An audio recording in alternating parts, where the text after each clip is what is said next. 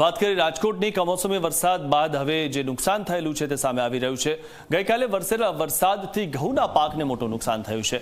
રાજકોટ સહિત સૌરાષ્ટ્રભરમાં ઊભા પાકને નુકસાન થયું છે। લોધિકા, કોટડા સાંગાણી, પડધરી તાલુકાના ખેડૂતો હેરાન પરેશાન થઈ ગયા છે। તેમના ઘઉંના પાકને થયેલું નુકસાન જોવા મળી રહ્યું છે। જે ઊભો પાક હતો ઘઉંનો તે વાવાઝોડાના કારણે પડી ગયો છે અને ઉલ્લેખનીય બાબત એ છે કે હવે જે આ ઘઉં પડી ગયેલા છે તેનો ભાવ સારો નહીં મળે, કારણ કે નુકસાનીવાળા જે ઘઉં હોય છે તેનો ભાવ નથી મળતો, જેના કારણે ખેડૂતોને હવે નુકસાન સહન કરવાનો વારો આવશે।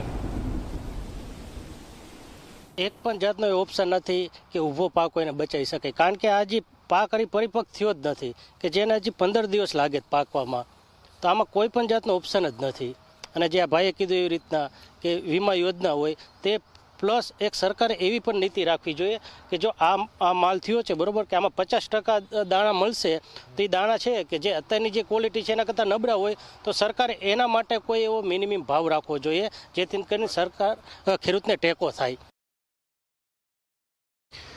ગઈકાલે પડેલા વરસાદ બાદ સૌરાષ્ટ્રના ખેતરો છે તેની અંદર સૌથી મોટું નુકસાન જો થયું હોય તો જીરું અને ઘઉંનો પાક છે તેની અંદર સૌથી વધારે નુકસાન છે તે જોવા મળી રહ્યું છે। લોધિકા, કોટડા સાંગાણી, પડધરી અને રાજકોટ તાલુકાના અલગ અલગ જે ખેતરો છે તેની અંદર મોટા પ્રમાણમાં ઘઉંનો પાક છે તે અત્યારે આપ દ્રશ્યોની અંદર પણ જોઈ શકો છો કે ઘઉંનો પાક છે તે ઢળી પડ્યો છે અને હવે આ પાક છે તે ખેડૂતો માટે નિષ્ફળ છે। આપણી સાથે કેટલાક ખેડૂતો છે તેમની સાથે વાત કરીશું। શું કહેશો, કઈ રીતની પરિસ્થિતિ વરસાદ બાદ અને આ જે પાક છે તેને કેટલું નુકસાન? પરિસ્થિતિ વરસાદ બાદ તો એવી છે કે 100% પાકને નુકસાન છે। ઘઉં છે, જીરું છે, ચણા છે અને લસણ છે, જેમાં 100% પાક નિષ્ફળ ગયો છે। સરકારને પાસે આનો સર્વે તાત્કાલિક કરાવે અને જોવે કેટલું પારાવાર નુકસાન થયું છે અને એના અંદાજ મુજબ જે નીતિ નિયમ નિયત ધોરણ દાખલ કરેલા છે એ મુજબ યોગ્ય વળતર જાહેરાત કરાવે તો સારું, કારણ કે વીમા યોજનાનો લાભ નથી તો સરકાર હવે વીમા યોજના થકી કાંઈક અથવા તો પોતાની ગ્રાન્ટમાંથી સ્વભંડોળમાંથી સરકાર કોઈક આમાં પારાવાર નુકસાન ખેડૂતોને થોડુંક નહીં તો ફૂલની પાંદડી જેટલું ટૂંકમાં એને સહાય કરે। ઘઉં છે, ચણા છે, જીરું છે, ધાણા છે, બધે લસણ છે, બધા પાકને નુકસાન। શું માંગ હવે સરકાર પાસે એ જ માંગ છે કે ભાઈ આ વીમાનું છે તો એ સર્વે કરી અને ખેડૂતને આપે સહાય, એવી રીતે અમારી માંગ છે। આનો ઉપયોગ કોઈ વસ્તુ થાય એમ જ નથી। પહેલી વાત તો એ છે કે હવે આ ફેલ જ છે, આમાં દિહારી જ મૂકવાની છે ઉકાય એટલે, કારણ કે આ કાચો ઘઉં છે એટલે પા હુકાઈ જાય તો આમાં દાણો થાય નહીં અને જો કદાચ ભેગું કરે આ બધી મજૂરી નાખીને તો ખર્ચો વધી જાય ને, તો એને કદાચ દિહારી મૂકી દેવી સારી। આમાં વાવેતરમાં વીઘે કેટલો ખર્ચો થતો? વીઘે 5-7 હજારનો ખર્ચો થાય।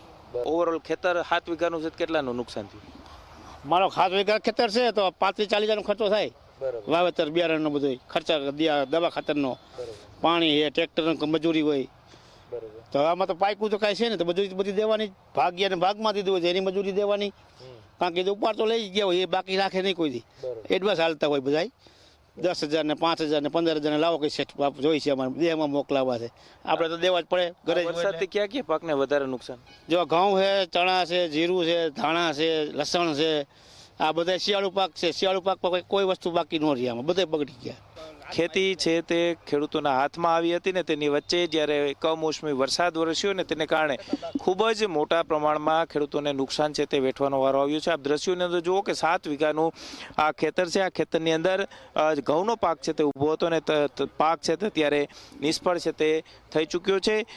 સરકાર પાસે હવે ખેડૂતો માંગ કરી રહ્યા છે કે કૃષિ સહાય પેકેજ છે તે જાહેર કરવામાં આવે, તાત્કાલિક અસરથી ખેડૂતો માટે સર્વે કરાવવામાં આવે ને કૃષિ મંત્રી છે તે હવે ખેડૂતોને કઈ રીતના આ રાહત પેકેજ આપે છે તેના પર સૌ કોઈની નજર છે તે ખેડૂતોની મંડાયેલી છે। કેમેરા પર્સન ઉદય પવાર સાથે ગૌરવ દવે, ઝી મીડિયા, રાજકોટ।